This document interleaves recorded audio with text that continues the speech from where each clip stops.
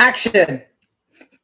Dun dun dun dun dun dun dun dun dun dun dun dun.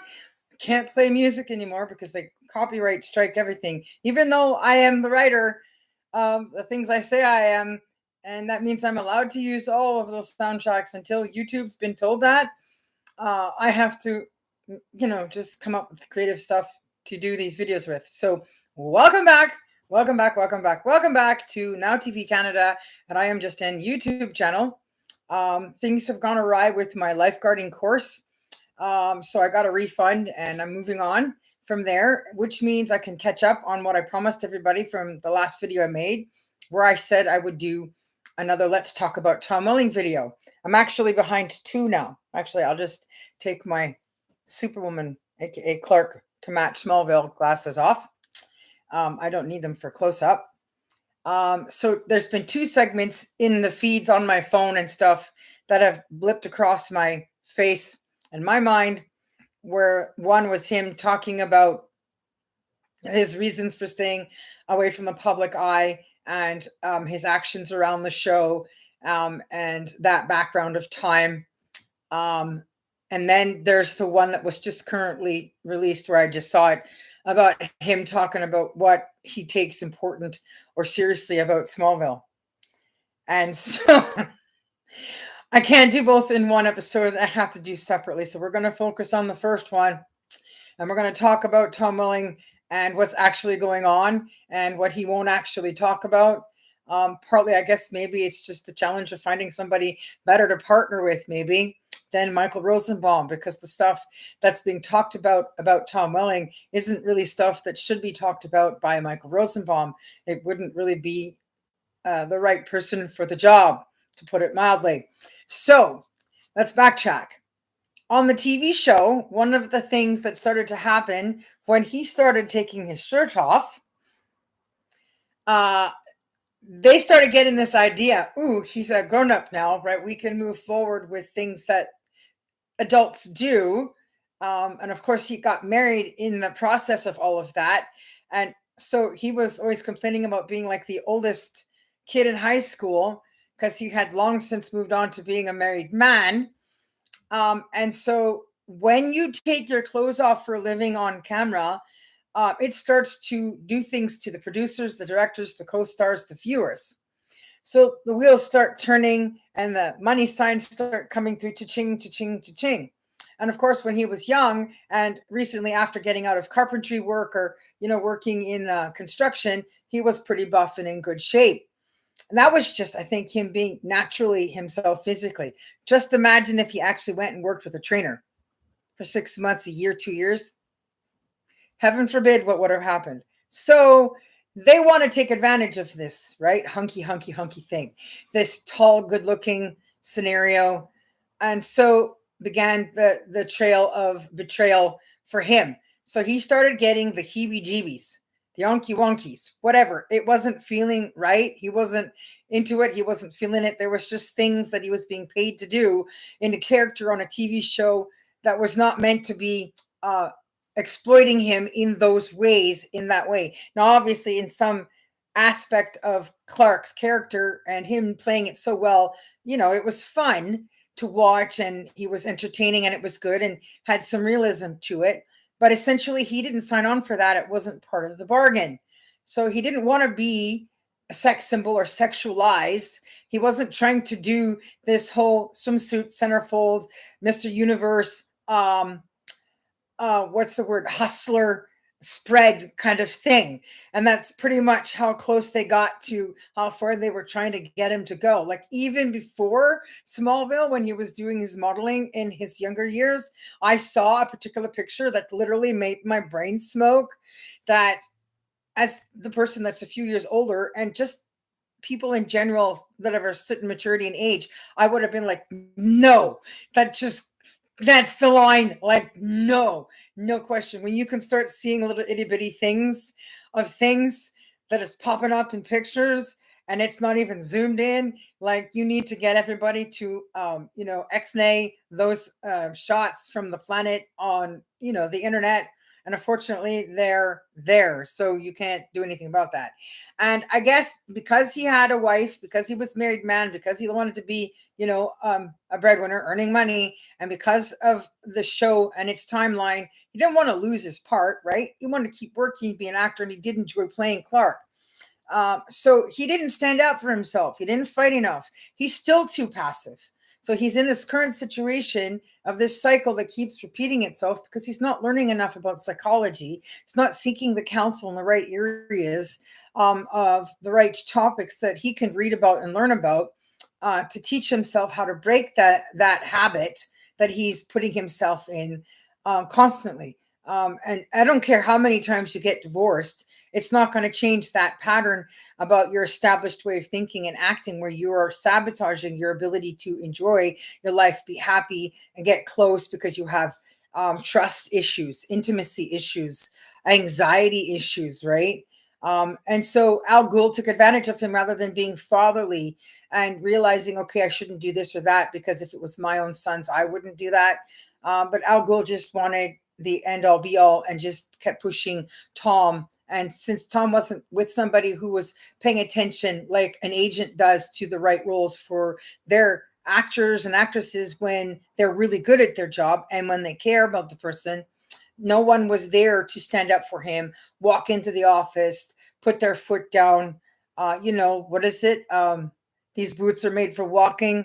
And that's just what they'll do. One of these days, these boots are going to walk all over you.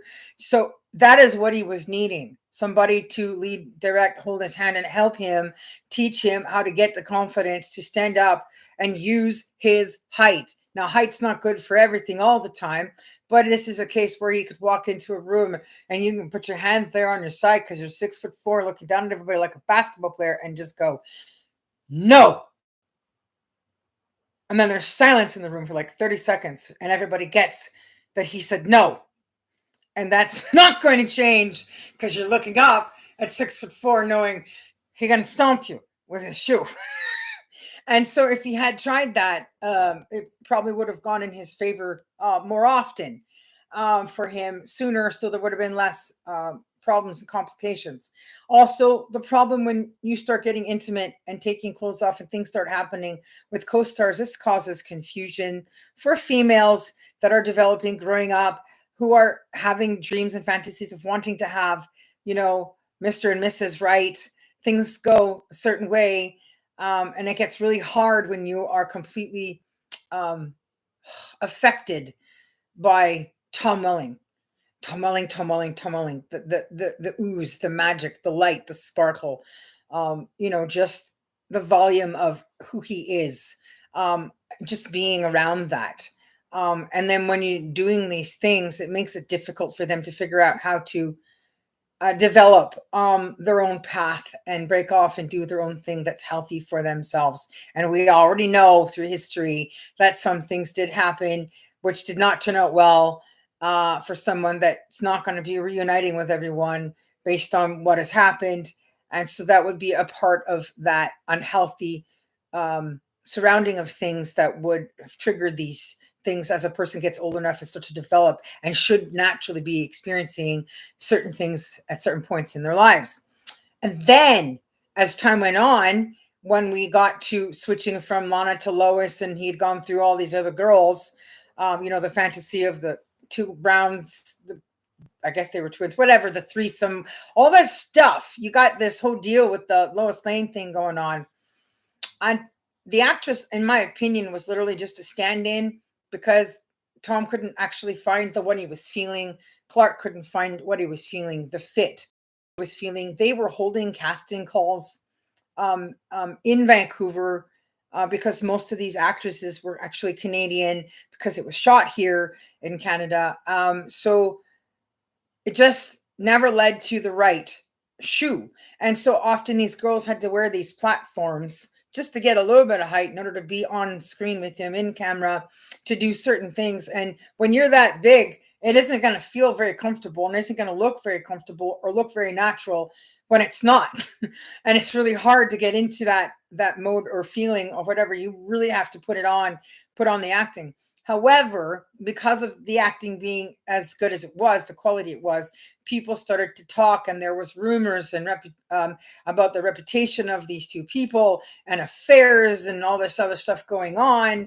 And of course, one of them still married to the same person and has kids. So clearly, you need to rethink about what you're hearing people say and whether or not any of that stuff was true, because he's now moved on to trying again, which leads to the second episode coming up next about his trying to say that he taking the part he plays in the TV show Smallville seriously, which seriously he does not and didn't.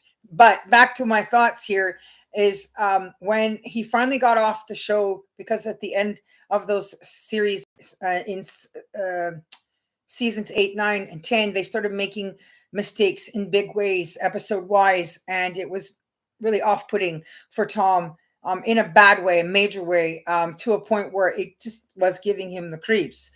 He was having heebie-jeebies. And so it really came down to, like he said, this part I will give you, Tom. I will give you this. This part, this is how Tom does it. He'll give you that one piece of truth, and then he'll go back to talking around things in a square, a rectangle. So good at that. So he would just go to work, focus on the job, the day, right?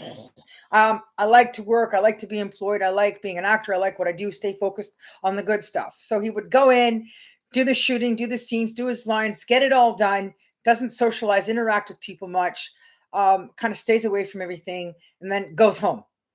And when you're having issues at home about somebody who's not paying attention to your career, understands your career from the beginning, like even from when you're modeling and all the first things you did, like The Fog, when you're in a horror movie and all this stuff, if you can't be like a shoulder to lean on or cry on or talk to, or come home in those moments where talking does no good, where action speaks louder than words, and sometimes that's literally what you need, and you're going in the door to that person who you don't need to say it to, you can just act your day out with, that is healthy, and that's what he should be getting. And I could see that frustration with how hard he's working at work and how well he's wanting to do, and then you have all these rumors and other things producers and directors are doing, and then what's going on in co-stars' heads and hearts, making it hard for him. He gets to be isolated, he has to stay away from everybody. And then there's the backup part of, who do you work for? What do you believe in? So if you're not going to church, you're not praying, you're not reading your Bible, and you're not convicted to saying, I believe in God, I know God is there. If you're not being impactful in your leadership stance, in your responsibilities and leading by example in the character you're playing, you're not able to function properly. You're not going to get out of this what you're trying to give to the audience watching it that you want them to have. And because Al Ghul had that upper control, because he didn't have that extra spiritual backing, benefit, helping, even if it was just from a good wife, best friend, partner at home who does read, who does pray, who does go to church or whatever, has Bible studies and things going on, to just be that spiritual backup to say the right things at the right time and the right way to help him deal with Al Ghul when he goes back to set, that would have made a difference. So it just became easier for him to isolate because he didn't know what to do and didn't know how to go about finding the right answers. And it just saved him. It made him safer, to keep him from making less mistakes, to have less to do with everybody. And when he got off the show, I'm going to end here because I got to go out. He got tired, right? He was exhausted from having to be the oldest teenager in history, and for all the things that he's been asked to do as he was getting older in his married life, which led to it falling apart because of the things not developing that should develop in marriages, which is very difficult to do in this kind of industry if you're not both in the industry. Honestly, if you're in this industry, you should be with another actor, a musician, dancer like Patrick Swayze and his wife. Like, there are just examples out there where long-lasting relationships are self-explanatory based on their careers. Gene Hackman stayed with his wife many years, both of them for many years, because they had things in common. They had reasons where it fit. But she was an amazing pianist. I mean, they're so close. They died a week apart from each other. And he didn't die from natural causes. He died because she had died first, and he was lying on the floor for 7 days in another room and no one could come and rescue him because there was nobody that close to them. If I had been able to make it to New Mexico on time, if things had been open and honest and things were good at the border and so on, that would never have been how Gene Hackman would have been dishonored in his leaving this world. And my trilogy wouldn't still be sitting on the shelf collecting dust. And James Gunn having made and written movies that he never needed to even write, produce, because I had already outwritten him and put it behind me in 2016. How much better I was in this industry than James Gunn's work. So all he was really doing was getting lots of practice and taking a lot of your money.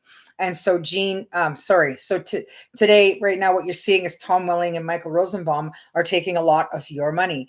Technically, it's my money they're taking because I am the writer of the Smallville Reunion movie book 1 and 2, and it's been finished for 5 years. I finished it during COVID, locked myself in for 2 weeks and wrote like mad, like a mad genius, and finished it because I had nothing else to do. I had tried for a couple of years to get them to come together to work with me like a writer's, because they were the lead characters, they were the main characters, the most important people.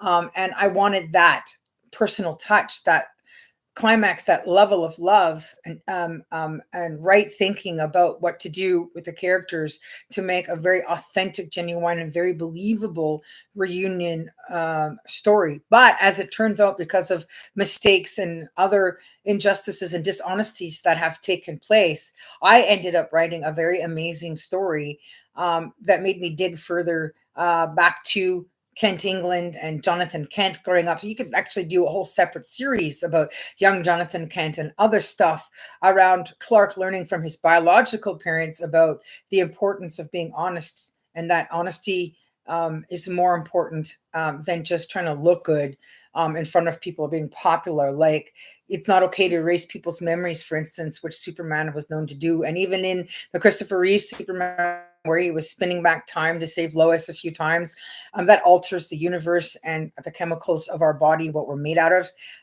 And so this all plays into the Smallville that Tom was playing Clark on. And there's reasons behind why he never wore that suit and flew.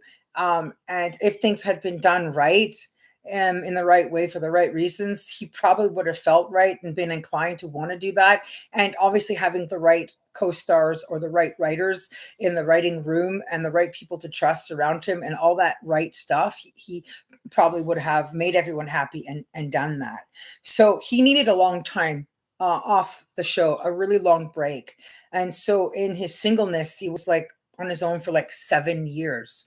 And if he had stayed away from the invitation of hanging out with Michael, who then convinced him to get Instagram and Facebook, he probably still would have been okay spiritually, emotionally, mentally, socially. Like, he would have developed better to be able to pick up with being Clark and reading scripts where he's feeling it. I can do this. But now things have happened and it's turned the page in areas of his life and his acting characters like Charlie Baker, Rob Metzler, and other things that he's frozen in, that he can't do because of the actions other people have done, where it's not being taken seriously enough and wasn't investigated beforehand, soon enough points to avoid the mistakes that are now being faced with him, which I'll talk about in the next episode about what he missed about being more serious about his role and character. So it's complicated. I'll show you some stuff, and pictures speak 1,000 words. That explains it in simple picture term for people to understand. You can't jump that hurdle. There's no getting over that because it's there and it's available for the public to see, and it will always be. And at some point, if it's not me as a writer, someone else will, as a writer, write this book and report this story, and this stuff will get revealed, and these kids that they've had are going to know as well. So yeah, there's development there on what's going to happen, but he might be able to get to a point where he can, maybe see it in himself to feel good enough to do an audio, radio, or cartoon version. But I don't know about anything else. I think he just wanted to be able to put being tall, good looking, and sexualized sex symbol thing behind him, so he wouldn't have to worry about going through any of that phase with all of the co-stars, women that came and go from the show, and all the fantasies and the freaky girls out there in the world and so on, behind him, so that he's just like the old guy going gray together with somebody in a new character or whatever, right? And so in cartoon, you can, freeze frame your development inside the heart and the age of the character forever. And I'm maybe in agreement that that might be the best way to enjoy the work I've written, and the intimacy and the stuff in the characters I have written, which nobody will read about in the first movie. And I'm not saying nothing about the second one till I get paid for the first one, till books are sold, and still till things are developed. So I literally have to run to where I'm going now because I'm super behind. But I just wanted to share this Let's Talk About Tom Welling video with all of you. As they keep doing things wrong or being slightly dishonest, I will keep doing these to show people just how well I know them, and just how much I know, and just how long I've been there, and that I'm not missing anything because I'm the writer of all this stuff. I've done the research. So he hasn't, Michael hasn't. They just haven't read enough books, seen it, read enough cartoons. I mean, comic books. They haven't watched enough cartoons, listened to enough soundtracks, to enough movies. They haven't rewatched enough movies. They haven't seen enough of the right movies, TV shows, black and white, color, whatever. They don't have the education. You can't write what you know or play other characters or expand your characters if you don't have that development in character. And that takes skill, time, talent, and experience to do. So literally, they can't go any further in Hollywood without me and all that I already have and all that I've already done. And Hollywood will just continue to make embarrassing mistakes with the people they have over there under their old fashioned rules of needing an agent and a publicist to provide publicity and book all these tours and stuff, right? I don't, at 50, with all the work behind me that I've already done, don't have to sell myself. I don't have to sell my rights to anything.